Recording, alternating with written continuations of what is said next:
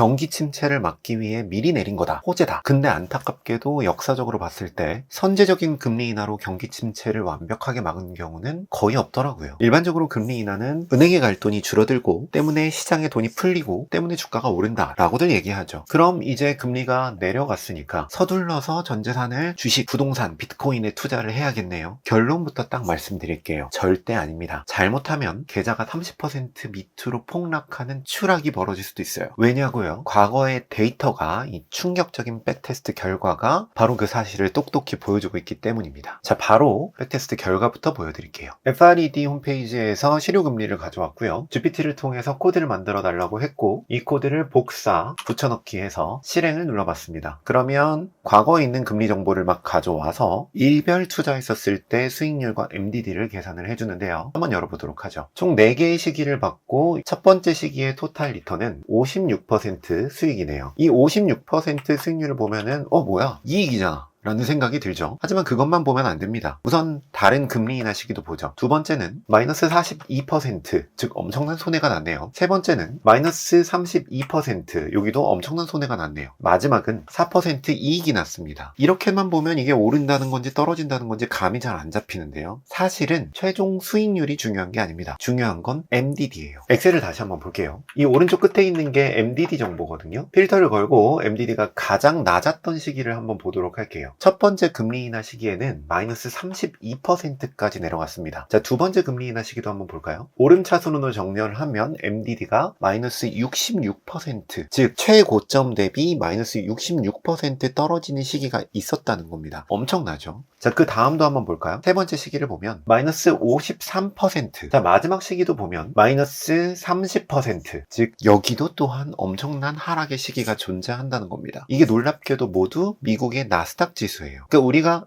미국은 망하지 않아 라고 생각하는 그 지수에 이런 폭락들이 있었다는 겁니다. 이걸 그래프에서 한번 보여드릴게요. 첫 번째는 여기서부터 여기까지 마이너스 30%의 구간이 금리 인하의 시기에 한 번 있었습니다. 두 번째는 전체적으로 그냥 개박살이 났고요. 세 번째도 엄청난 하락들이 그냥 전체적으로 펼쳐졌고요. 마지막은 아시겠지만 코로나 시기였어요. 이런 시기가 벌어집니다. 이걸 버틸 수 있는 사람이 몇 명이나 됐을까요? 만약에 여러분들이 레버리지를 썼다면 어땠을까요? 내 계좌가 정말 개박살이 나는 거를 이 시기마다 지켜보고 있어야 됐을 겁니다. 이 상황에서 분산 투자, 장기 투자 아마 쉽지는 않았을 거예요. 그럼 이 4시기가 어떤 시기인지, 어떤 기준으로 비교를 했는지를 좀 말씀을 드릴게요. 이 4시기는 이 지점들입니다. 첫 번째는 여기서부터 여기까지고요. 두 번째는 여기서부터 여기까지고요. 세 번째는 여기서부터 여기까지, 네 번째는 여기서부터 여기까지입니다. 각각 어떤 일이 벌어졌냐면 첫 번째 시기에는 미국의 경기 침체가 있었고요. 두 번째 시기에는 닷컴 버블이 붕괴가 됐고요. 세 번째는 글로벌 금융위기, 네 번째는 코로나였었어요. 전체 금리 그래프로 한번 볼까요? 그러면 이런 금리 그래프에서 빨강색으로 표시한 이 부분, 이게 첫 번째, 두 번째, 세 번째, 네 번째 구간입니다. 사실 그 이전에도 금리 인하기는 많긴 했어요. 근데 왜 이 4시기를 구분을 했느냐, 그리고 이것만 봤느냐? 이유는 두 가지입니다. 첫 번째는 1970년대 이전은 미국의 금본위제가 아직 폐지되지 않은 시점, 미국이 더 이상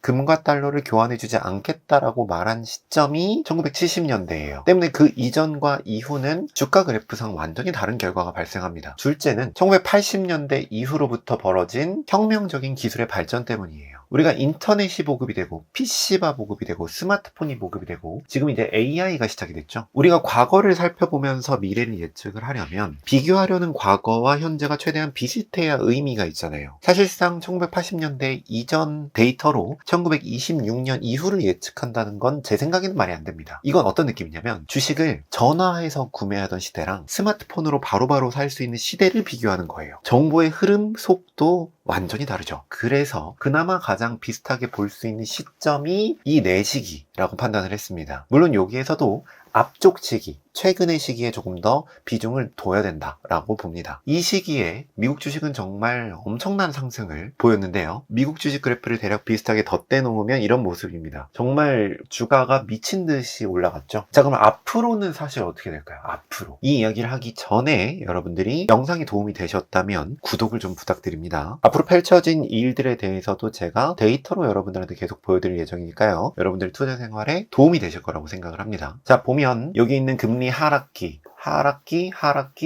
하락기라고 볼 수 있는 순간에, 이 순간들에 어딘가에 이런 구간들이 존재했다는 겁니다. 마이너스 30%가 되는 구간, 마이너스 55%, 66%, 이 사이에서 마이너스 30%가 나왔다는 거예요. 앞으로는 어떻게 될까요? 어떻게 보면 지금 금리 인하의 시작 부분입니다. 금리 고점에는 세상 사람들이 막 누구나 축배를 들어요. 마치 지금처럼. 경기 침체 이전에도, 글로벌 금융위기 이전에도, 코로나 팬데믹 이전에도 다 미국이 승리한다 막 얘기가 나왔었습니다. 그러다 인간이 예측할 수 없는 사건이 터지고 블랙스완이라고 하죠. 그리고 엄청난 폭락이 한 번씩 있었어요. 그 시기가 이번에는 안 올까요? 한 번의 하락 없이 그래프가 이렇게 그냥 계속 치솟아 오를까요? 저도 사실 그랬으면 좋겠어요. 하지만 역사적으로는 지금까지 이렇게 움직인 적은 없었습니다. 그럼 무슨 일이 벌어질까요? 사실 저도 모르고 그렇게 예측한다는 게 사실 불가능하긴 하죠. 근데 저는 과거를 비춰봤었을 때 반드시 어떤 하락의 지점이 있지 않을까라는 두려움을 가지고 있어요. 문제는 저 같은 조물아기도 이런 생각을 하는데, 이 세상 사람들은 얼마나 마음 한켠에 그래 떨어질 수 있지라는 생각을 가지고 투자를 하고 있겠어요. 그럼 어떻게 될까요? 떨어지면 이전과는 다른 속도로 미친 듯이 떨어질 겁니다. 무시무시한 하락이 있을 수도 있다라는 것만 마음에 가지고 있어야 된다고 봐요. 그럼 얼마나 하락할까요? 다들 선 한번 그려보잖아요. 선을 한번 그려보죠. 그러면 이런 선들이 나옵니다. 가장 옛날 라인과 그었었을 때 하락의 속도를 이런 식으로 정도로 본다면 마이너스 52%, 사실 하락을 조금 더 가파르게 본다면 더 깊은 하락, 예를 들면 66%의 하락이 있을 수 있어요. 중간선 지점으로 본다면 마이너스 30% 지점입니다. 그리고 가장 최근 선, 이게 최근 라인들이죠. 최근 라인들을 기준으로 본다면 마이너스 10에서 17% 구간이에요. 적어도 어떤 지점이 오지 않을까라는 생각들이 듭니다. 만약에 여러분들이 레버리지를 쓰고 계신 분이 있다면 이 시기에는 더 큰 마음의 준비들이 필요할 거예요. 2025년 12월 10일에 워렌 버핏 아저씨가 이런 얘기를 했습니다. 물론 앞으로 더 먼 미래를 보면서 하신 말씀이시겠지만 60여 년간 세 차례 그랬던 것처럼 가끔 주가가 50% 정도 빠질 수도 있다. 하지만 다시 올 거다. 다시 돌아올 거다. 그죠? 2025년 10월 10일에 워렌 버핏 아저씨가 한 말이에요. 물론 버크셔 해서웨이라는 기업을 기준으로 말씀하신 거긴 하지만, 그리고 더 장기적인 기준으로 보신 것 같긴 하지만, 사실 요즘 미국 주식이 50% 하락이 있을 거라고 보는 게 그런 시선이 쉽지는 않으니까요. 사실 우리가 생각해 봐야 될 거는 금리랑 주가의 인과관계는 특정한 경제적 사건이 먼저 발생하고 그걸 대응하기 위해 금리를 갑작스럽게 내린 거, 이게 일반적이죠. 때문에 아직 어떤 특정한 경제적인 사건이 뭐냐? 라고 물어보시면 아직 없죠. 때문에 미래는 과거와 또 달라질 수도 있습니다. 그럼 어쩌라는 거냐? 저는 개인적으로는 우리가 할 수 있는 건 시스템적인 대비라고 생각을 해요. 제가 유튜브에서 계속 말씀드리지만 저는 개인적으로는 전체적인 자산을 수비수, 공격수, 또 공격수 2 이런 식으로 나눠서 자동으로 매매로 자동 투자를 하고 있어요. 제가 수작업으로 하고 있는 건 시기가 무엇이냐를 대강 예측해보고 이 비중을 조절하는 것 뿐입니다. 앞으로 상승이 예측이 된다라고 하면 수비수의 비중을 줄이고요. 공격수의 비중을 더 늘리고, 앞으로 하락이 예측이 된다라고 하면 수비수의 비중을 더 늘리고 공격수의 비중을 더 줄입니다. 이때 수비수는 대략 한 13% 정도의 수익률을 기대를 하고 있고요.